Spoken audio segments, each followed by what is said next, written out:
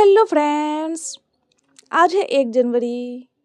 तो आइए देखते हैं 1 जनवरी से रिलेटेड कुछ मोस्ट इम्पॉर्टेंट करंट अफेयर्स और उससे रिलेटेड कुछ फैक्ट्स। तो अगर आप किसी भी कम्पिटिटिव एग्जाम की तैयारी कर रहे हैं तो करंट अफेयर्स का ये वीडियो लास्ट तक ज़रूर देखें। अगर आप इस वीडियो का PDF चाहते हैं तो आप हमारे टेलीग्राम चैनल को ज्वाइन कर सकते हैं। टेलीग्राम का लिंक डिस्क्रिप्शन में मिल जाएगा। अगर आप चैनल पर नए हैं तो चैनल को सब्सक्राइब कर लीजिएगा। तो आइए शुरू करते हैं आज का सवाल। सवाल नंबर 1 है, हाल ही में शरद चंद्र पवार की कृत्रिम बुद्धिमत्ता उत्कृष्टता केंद्र कहाँ स्थापित किया गया है? तो शरद चंद्र पवार की कृत्रिम बुद्धिमत्ता उत्कृष्टता केंद्र बारामती महाराष्ट्र में स्थापित किया गया है। यानी सही जवाब होगा ऑप्शन ए। आइए देखते हैं इसके आंसर को डिटेल से। हाल ही में गौतम अडानी ने बारामती महाराष्ट्र में शरद चंद्र पवार कृत्रिम बुद्धिमत्ता उत्कृष्टता केंद्र का उद्घाटन किया है और इस केंद्र में छात्रों और पेशेवरों को AI, डेटा साइंस और मशीन लर्निंग जैसी नई तकनीक में प्रशिक्षित किया जाएगा। और अडानी समूह द्वारा वित्त पोषित इस केंद्र का उद्देश्य कृत्रिम बुद्धिमत्ता अनुसंधान के माध्यम से ग्रामीण विकास में क्रांतिकारी बदलाव लाना है। आइए देखते हैं अगला नंबर सवाल। सवाल नंबर 2 है, हाल ही में किस राज्य ने स्वास्थ्य संवाद डिजिटल प्लेटफॉर्म लॉन्च किया है? तो स्वास्थ्य संवाद डिजिटल प्लेटफॉर्म लॉन्च किया है राजस्थान ने। यानी सही जवाब होगा ऑप्शन डी। आइए देखते हैं इसके आंसर को डिटेल से।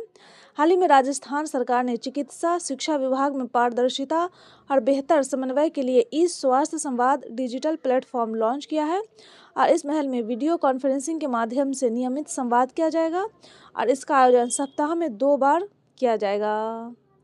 आइए देखते हैं अगला नंबर सवाल।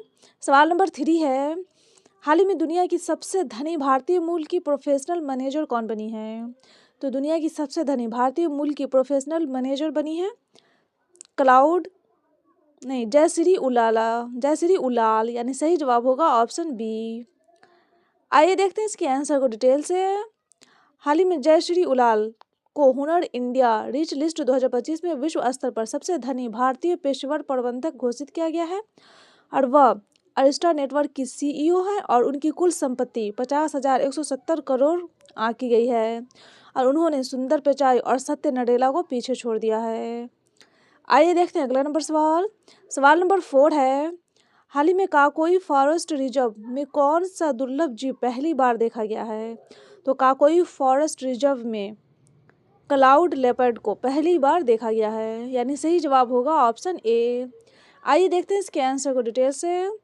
हाल ही में काकोई रिजर्व फॉरेस्ट में पहली बार क्लाउडेड लेपर्ड देखा गया है और यह दुर्लभ और संकटाग्रस्त प्रजाति कैमरा ट्रैप से दर्ज हुई है और क्लाउड लेपर्ड को IUCN रेड लिस्ट में संकटग्रस्त श्रेणी में सूचीबद्ध किया गया है और भारत के वन्यजीव संरक्षण अधिनियम 1972 की अनुसूची 1 के तहत इसे संरक्षित किया गया है।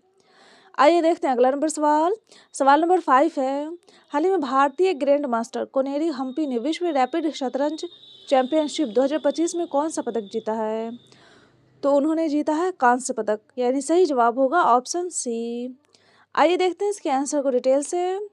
हाल ही में भारतीय ग्रैंड मास्टर कोनेरू हम्पी ने विश्व रैपिड शतरंज चैंपियनशिप 2025 में कांस्य पदक जीता है और वह 2019 और 2024 की विजेता रह चुकी हैं और इस बार ट्राई ब्रेक नियम के कारण तीसरे स्थान पर रही हैं।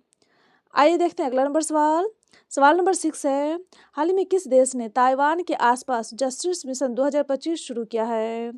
तो ये शुरू किया है अभी चीन ने। यानी सही जवाब होगा ऑप्शन बी।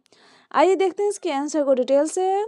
हाल ही में चीन के पीपुल्स लिबरेशन आर्मी यानी PLA ने ताइवान के आसपास जस्टिस मिशन 2025 नामक बड़े पैमाने पर सैन्य अभियान शुरू किया है और इसमें थल सेना, नौसेना, वायुसेना और रॉकेट फोर्स शामिल हैं और इसका उद्देश्य ताइवान स्वतंत्रता समर्थक गतिविधियों और बाहरी हस्तक्षेप को रोकना है। आइए देखते हैं अगला नंबर सवाल। सवाल नंबर 7 है, हाल ही में जारी रिपोर्ट के अनुसार 2025 में भारत की बाघों की आबादी कितनी प्रतिशत बढ़ी है?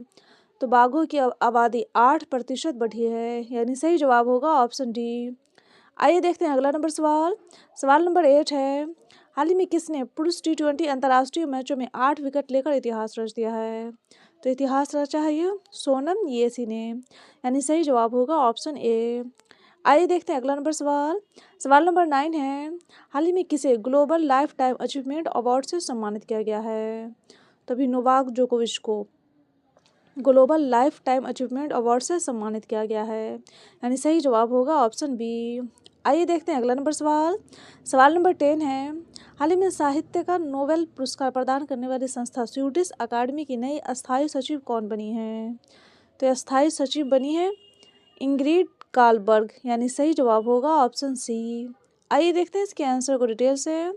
हाल ही में इंग्रिड कार्लबर्ग 1 जून 2026 से स्वीडिश अकादमी की नई अस्थायी सचिव बनेंगी और वह मेटर्स माल्मा का स्थान लेंगी।